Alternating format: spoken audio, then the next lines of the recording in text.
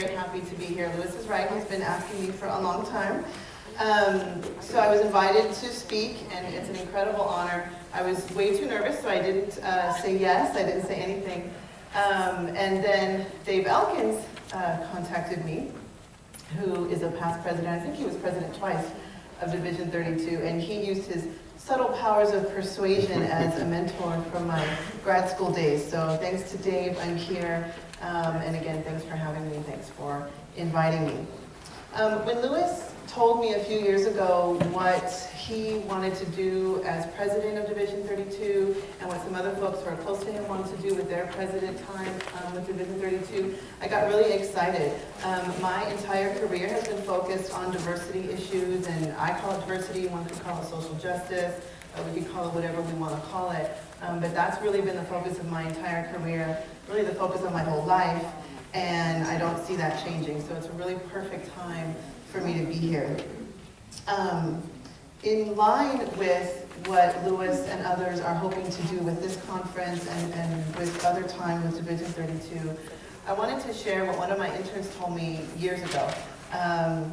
One of my interns comes from an incredibly privileged background, and in all ways, you know, this person had privilege. And what he told me was, he really cares about diversity issues, not because he has to from his own perspective, but because he cares about other people. And he said that the more he learns about people as individuals, the more he cares about things that he, in his own life and in his own experience, doesn't really have to care about. And he meant that in a great way. He meant that in a way of, I want to get to know people, I want to know their personal stories, and that's how I start to care about diversity issues. And it's from that perspective that I am giving my keynote today. It's from a very personal perspective, it's from a very individualized perspective, and it is thanks to what this intern shared with me many years ago, and he, you know, is one of the most amazing clinicians I have had the privilege to work with. So, I want to start off by playing a game, and I really will say who I am and where I work and all that stuff in a second, but before we start, I want to start with the game, and the game is I'm going to ask you questions, and I want you to answer them. The questions are on your handout. Your handout is a kind of yellow color that folks are passing out at the door. There's more. If you don't have one, raise your hand, and some folks will get some to you. So I'm going to ask you questions, and I want you to answer them. Now, I know this group. I know we all care about things like unconditional positive regard. I know we all care about things like empathy. So if you don't feel comfortable shouting out your answer because you're afraid of offending me, that's fine, keep it to yourself. As we get to know each other, hopefully you'll feel more comfortable, and I will give you time to shout out your answers in a few moments. So the game is, I'm going to ask you questions. They're incredibly politically incorrect. They're incredibly impolite questions. Probably you would not just ask this of somebody that you just met. But I want you to answer them, and I want you to answer with your first answer. Stay with that. It's probably the most correct from your own experience. Okay, so I'm going to ask questions. They're all about me, and maybe that says something about me, but we can talk about that later. They're all about me, and stick with your first answer. First question, what is my race? Looking at me, what do you think my race is? You don't have to say it yet, you'll have a chance to say it. Second question, what's my ethnicity? And if you don't know the difference between race and ethnicity, don't worry, we'll talk about that in a second. Third question, how old am I? Very impolite question socially. Fourth question, what's my SES, or my socioeconomic status? And then fifth question is, what is my social class? And those two are different, and we'll talk about how they're different if you don't know the ways that they're different. So I could go on and on with these kinds of impolite questions, but I'll stop there. I think that makes the point. Keep your answers in your own mind, and we will get back to them in a moment. So finally, a brief introduction of myself. My name is Dr. Does that give any SES clues? My name is Dr. Geneva. My first name is Geneva. Does that give any ethnicity clues? Geneva Reinaga Abiko. So just my name is not necessarily easy to tell what are my ethnicities. My current role, I'm a director, again a social class marker. I'm a director of counseling and psychological services at the University of California in Merced. Who besides my interns knows where Merced is? Oh, surprising. Merced is in Central California. It's kind of close to Yosemite, kind of close to farms. I'm originally from Fontana, California. Does anyone know where that is? Oh, shocking. Very fun. I'm originally from Fontana. I got my BA in Psychology and Religious Studies at UC Riverside. If you know Fontana, you probably know Riverside. They're very close together. So this is Southern California, but not the beautiful palm trees on television in Southern California. At least when I was there, it was more poor, more ethnically diverse, but only with certain types of groups. Then I got my doctorate in clinical psychology from Pepperdine, studying under people like Dave Elkins, studying under people like Shelley Harrell, who is a keynote on Friday, and just really, really great people. So how does hearing my very brief background change any of your answers? If you had just seen me on the street and I asked you these crazy 5 questions, what would be your answer? Is the way I'm dressed affecting your response? Is the way that you know I'm here as a keynote speaker, does that affect your response to any of these questions? In other words, how do your preconceived ideas play into how you answer them? And then how does that change or not change after you hear just a very, very brief introduction of myself, or a very brief biography of myself? So we'll get to the answers in a second, but really what I want to talk about today is me. Just kidding. But what I want to talk about today is the truth. And I mean truth with a capital T, the truth. And I'm not saying that I know anything about the truth with a capital T, but what I'm interested in is really the continually evasive, yet ever-present nature of the truth. So I'll say that again, continually evasive, right? We can't grab onto it usually, yet ever-present nature of the truth. I believe that the truth with a capital T is always there. I'm just not sure that we know what it is, or we can define it easily, or that we can grab it easily. And that's what I want to talk about today. So really what that means is we're all full of shit, and we need to find out what's real for us, and it's no disrespect to all of the professors here, all the supervisors here, all the amazing theorists here with all their publications and, CVs 50 pages long. But, none of us have the answers for you. We all have to figure out what are the answers for ourselves. And again, this is no disrespect. I mean it. I'm full of shit as well. So it's really about finding our own truth, right? Finding our version or our understanding of truth with a capital T. And I quote the Buddha here, and this quote is on your handout. Believe nothing, no matter where you read it or who said it, no matter if I have said it, unless it agrees with your own reason and your own common sense. And to me, that quote, if the Buddha can say that and really believe it, for me, that's a pretty big deal. So that's what I want to talk about, the truth, and how none of us know what it is. So back to the questions that I asked you before, and please do shout out your answers now if you're comfortable. Trust me when I say there are no wrong answers to these questions for a lot of reasons that you will understand in a moment. What is my race? No one has courage. Caucasoid. Caucasoid. Does everyone agree? Remember that in the U.S., race is the color of our skin. The biologists say race doesn't exist. The sociologists say race does exist.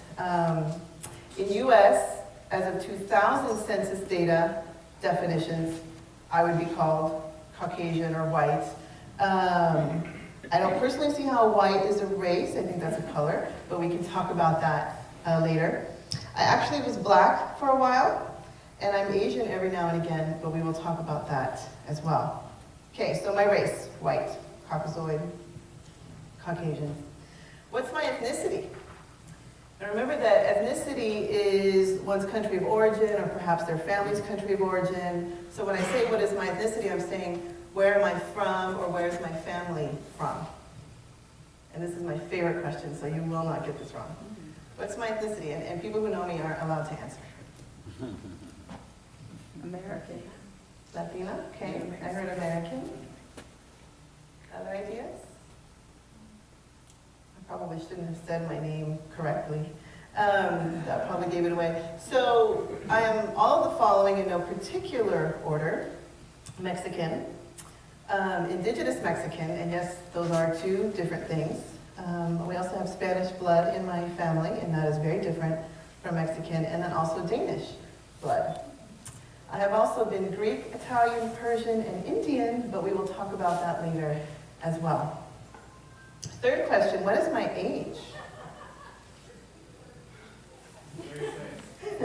36. 21. 21, that's the popular answer. Old enough. 36 is correct, I'll be 36 in a few weeks. When you do the math, you'll figure out that I completed my degrees fairly young. I've already been in the field for about 10 years. Does knowing your age does knowing my age affect how you think about me? Am I old enough to be a director? Am I old enough to be a keynote speaker? Am I too young to be a director? Am I old enough to be a good clinician? Am I too old to be a good clinician? You know, how does knowing my age affect what you believe about my expertise or my ability to do whatever I tell you I do all day long? Fourth question, what's my SES? And again, SES is socioeconomic status. It's one's current financial bracket. I'm not going to tell you my salary, but what do folks think my current financial bracket is? I don't want a number, but you know, like a class. Middle class. Upper middle class. Okay. We are in the U.S., so everyone is middle class, if you haven't heard already. So then, and I will answer these questions. So then what's my social class? And again, social class and SES are different. In the US, people say that social class is really one's position in society. And so it includes a variety of factors, including, you know, how much money you make, that's certainly a factor, but also including your total assets, what kind of family you come from, and when they say kind of family, they mean financially what kind of family you come from, how did I grow up, you know, what's my social class? What do folks think about that? What are the choices? Lower, middle, upper class? Okay. So the truth is, I have no idea what my social class is, and I'll share with you why. It's really around social class and ethnicity, I think, that the cracks start to show in all of this kind of diversity talk, and we realize what a facade it all is. For me in my life, we realize what a facade this all is. It's all projection, right? It's all, what do you think about me? And what you think, and we're all psychologists or interested in psychology, what you think is based on your own experiences, right? So what is your experience with somebody who looks like me, or somebody who's dressed like me, or somebody who gives keynote speeches, or somebody, you know, however you would define our experience today, this all goes into affecting what you think about me in this moment. If you just met me, or, you know, right now. If you knew me from before, it's a little bit different. It's also based on our stereotypes, right? And we all stereotype. We know that the brain does this. The cognitive psychologists tell us this. It's unavoidable. Mental shortcuts. There's so much data coming at us. We have no option but to stereotype. This is what they say. But the point is, you know, we take one tiny piece of information that we think we know about somebody, and then we fill in the blanks. And in the case of somebody like me, who I guarantee you my experience is not something you can know by looking at me, and I would say that that's true for all of us. But you fill in the blanks, and with somebody like me who looks a little bit more ambiguous, or speaks in a way that doesn't necessarily sound the way my background should sound, it's probably going to be incorrect. So the things that you are projecting onto me through no fault of your own are probably incorrect. And that is my entire point today. So, what does this have to do with the truth? Truth with a capital T, real truth, overarching truth. And the answer is nothing, right? Truth with a capital T could care less about our projections. Truth could care less about our stereotypes, our mental shortcuts, our fears, our anxieties, everything. It could care less. Truth with a capital T exists whether we correctly classify it or not. My experience exists whether you correctly classify me or not. And again, I use myself as an example, but this could easily be said for every single one of us in the room.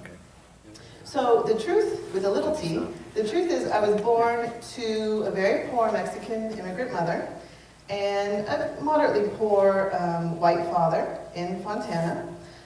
For those folks who know Fontana, and 36 years ago especially, it's a very small town. It's not so much anymore, but it was very Mexican. It was like 97% Mexican then, very poor, still dirt roads when I was a little girl kind of place. So then my parents divorced and left me and my younger sister with my father's parents, so my white grandparents, and you'll see why I use these kinds of terms in a second. My white grandparents, and really my white family, hated me because I am the spitting image of my Mexican mother. I mean, exactly. My sister really, she's not the spitting image of my father, but she definitely looks a lot more like my father. So here I was, 6 years old, my sister was 4, and I was called the Mexican one, literally, these are the terms, and my sister was called the white one. I'm not, paraphrasing, these are the ways we were described by both of our families, by my father's white family and by my mother's Mexican family. So to my mother's family, that was a compliment that I was the Mexican one, but that of course had a certain effect on my sister. And then with my father's family, it was not a compliment that I was the Mexican one, and my sister was really the favorite one. So we were immediately kind of polarized in these two ways based on who we reminded our family members of, and of course who they liked, right? My dad's family didn't like my mom's family, and vice versa. So we lived with my white grandparents for a while. Then my mother married another white guy, and we all moved to the all-white town of Salisbury, Pennsylvania. Does anybody know where Salisbury, Pennsylvania? Oh my goodness, that's a shock. So this was in the 80s. Salisbury, Pennsylvania is a small town of 700. I think it still has around 700 people. In southwestern Pennsylvania, this is coal mining country, right? It's right by West Virginia, right by Maryland. It is not sexy, it is not exciting, and I don't mean to offend anyone who's from there or who loves that area, but for me, and when I was younger, my skin was much darker than it is now. I'm aware that I don't have dark skin, but it was much darker when I was younger. This was the 80s, before internet, before cable, right? Salisbury's kind of in the mountains, so it's very difficult to get cable there, or at least it was in the 80s. So I go to school there when I'm 10 years old or so, and these students, these people, small town, had never seen anybody who wasn't white. And in particular, kind of Pennsylvania Dutch white, which is its own culture, its own subculture, not like Amish Mafia on television. Please don't think that's what I'm talking about. So it's its own culture, its own group. I, of course, had never been out of Fontana, which was very Mexican. And even when I was living with my white grandparents, I was still around a lot of Mexicans. I still, in my little mind, already identified as Mexican, even if I didn't know what that was. So I go to this town in Salisbury, I start school, and they had never seen anybody who didn't look like them, and so they called me black. This is when I became black. They didn't call me black, they called me not nice names for black people, but that's what they called me. And, if I'm trying to be fair as a psychologist who's empathic on a good day, from their perspective, all they knew was white and black, and they had never seen a black person because that had never been their experience. So they knew I wasn't white, so the only other option in their minds was that I was black. And again, the not nice terms for black people. So I became black at 10 years old, stayed black until I was 18 and graduated high school there and left. I graduated on a Sunday and left on a Monday. My mother still lives there, my sister still lives there, but remember, my sister's white. And so she has had a very different experience there. She has married there, she raises her child there. Her child identifies as white, even though that's really not the case at all from a technical ethnicity standpoint. My mother's a nurse, so she gets to interact with more educated people who are from a variety of places. And so their experience has been very different than what my experience was like. I did not have a good experience at all. I was not popular. I think I had like one friend or something. One friend in that town. I kept in touch with folks in Fontana, which is really what kept me going through that time. So I already thought race mattered because I had been made Mexican by my white family and not really accepted by my white family. Then I moved to Pennsylvania, I become black. So race matters for me very early and not in ways that might seem obvious based on my actual heritage. So I had very few friends until age 18, until I moved back home to Fontana. I have a large, extended family, stereotypically Mexican. So I moved back home with my grandparents to go to UC Riverside. I had some other choices for college, choices with a much bigger name than UC Riverside, but I'm a first-generation college student. All I cared about was going home. And I think that was probably more psychologically relevant, although I didn't, really understand what that meant at the time. But I remember in my head believing I get to be Mexican there. I get to be myself in Fontana. I had all these idealisms and all these thoughts about what moving home, quote unquote, was going to mean. So I'm 18, I moved back in with my family, which is not at all uncommon in my very traditional Mexican family. Converted to Islam. There's a whole other story there. So I've been a Muslim since I was 18. And that's when I started being called Indian from India, because I spent so much time with my best friend who was Indian. He's still Indian, we're just not best friends anymore. And so this was a person who I had become friends with, before we moved to Pennsylvania. We stayed friends that whole time, went to college together. But somehow hanging around so much with an Indian person and being Muslim, my Indian friend also was Muslim, made me Indian, which I found fascinating. So people would say to me, "Oh, you're such a light-skinned Indian. What does that mean?" It's like, oh, okay, that's an interesting question and not true for me at all. So I was Indian throughout college, not Mexican. I thought I was going to become Mexican for really the first time in my life, but that wasn't my experience. So then I moved to Orange County for my master's degree. Folks know Orange County, there's a whole TV show about it. And that's when I became Persian, Iranian, because I had so many Persian friends. There's a ton of Persian folks, at least there were back then in Irvine. I'm pretty sure that's still true. And they very much adopted me into their homes. I was already Muslim, I really understood the culture and the food, I'm really good with languages, and I pick up things quickly. So all of a sudden I become Persian, which was fascinating because, again, people will just speak to me in Farsi and people will just assume all of these things about me, and I haven't even opened my mouth yet. So I'm Persian for a couple of years while I was getting my master's.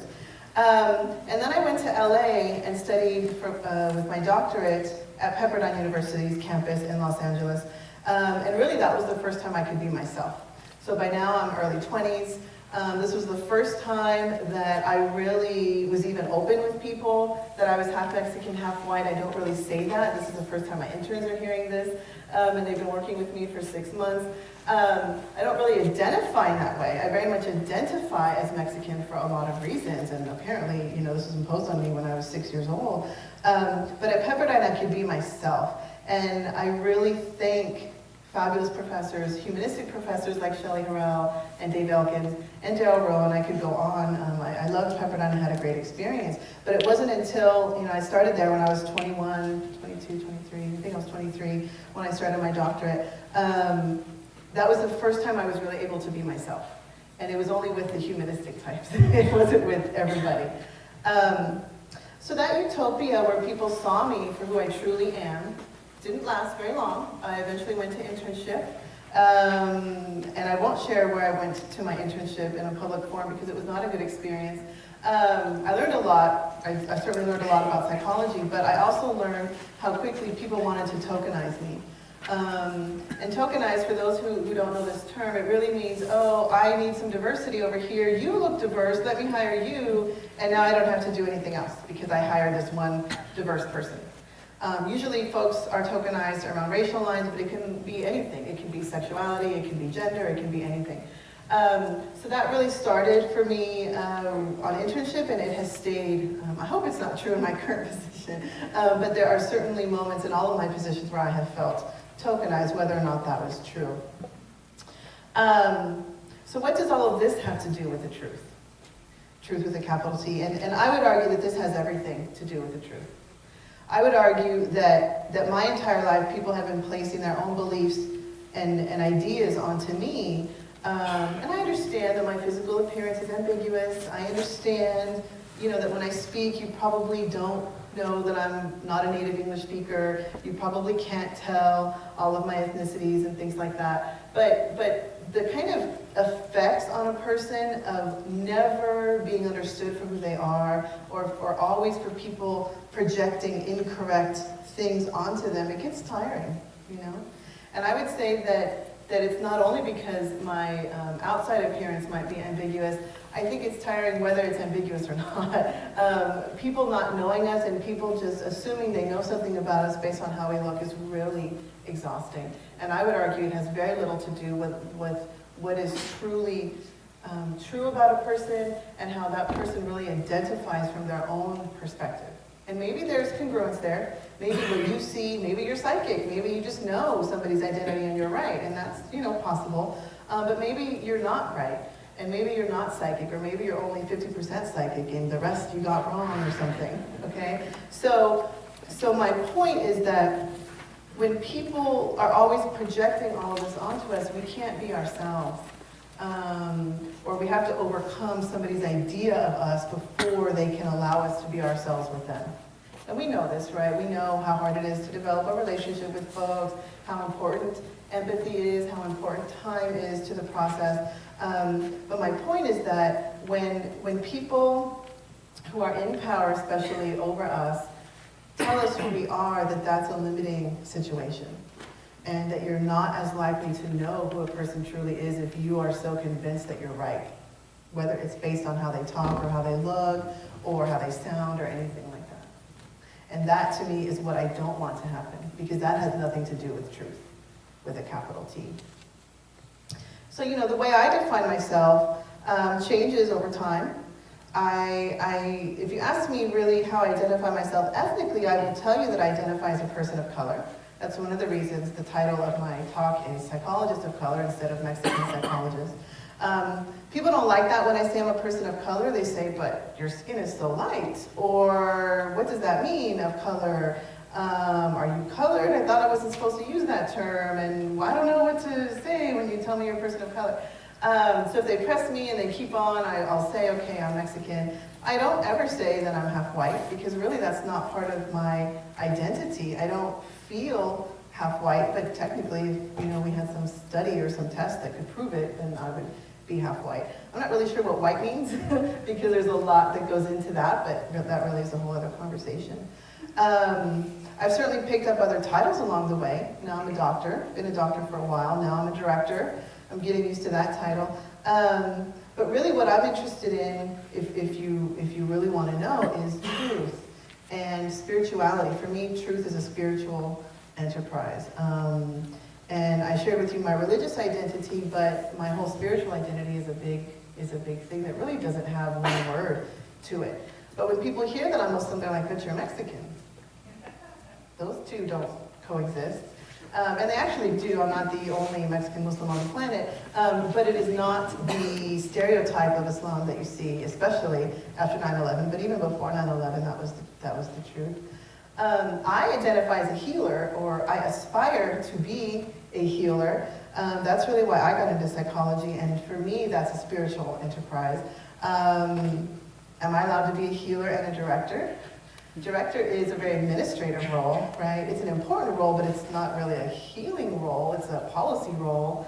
It's a budget role, especially in the University of California system. It's a very bureaucratic system. So if I go into my budget meetings with student affairs at the UC level, UC Office of the President, and say, I'm a healer, I mean, they're gonna get me out of that job right away. And at the same time, if I'm sitting with people, I have a few patients still who I see, if I sit with them and I'm like, I'm the director. They're like, so I'm suffering, I don't care what your title is or something. A funny story, one of my staff members, this just happened, it's not the two sitting here today. One of my staff members recently came into my office and she was very excited and very proud of herself, and she said, I just looked you up on Psych Info. You've done so much. It's like, okay, yeah, what am I supposed to say to that? And she said, I really have more respect for you now. And she meant it as a compliment. This was not a dig, it was not a passive aggressive dig. She really meant it as a compliment. And so I said, okay.